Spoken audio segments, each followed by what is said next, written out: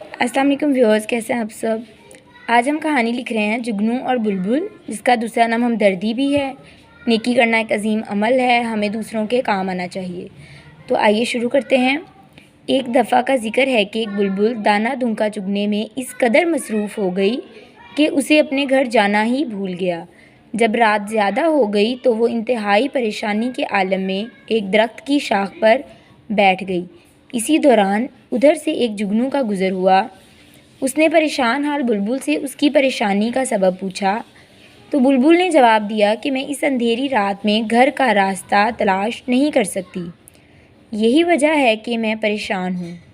जुगनू ने बुलबुल को मुखातिब करते हुए कहा कि परेशान होने की कोई ज़रूरत नहीं, मैं आगे आगे परवाज़ करता हूँ, तुम मेरे पीछे पीछे आना ताकि तुम आसानी से अपने घोंसले में पहुँच सको। आखिरकार अंधेरी रात में बुलबुल अपने घोंसले में पहुँच गई। बुलबुल ने जुगनू का शुक्रिया अदा किया। नतीजा, नेकी करना एक अजीम अमल है। आप मेरे चैनल को लाइक, शेयर और सब्सक्राइब करना मत भूलिएगा। Thank you. अल्लाह हाफिज़।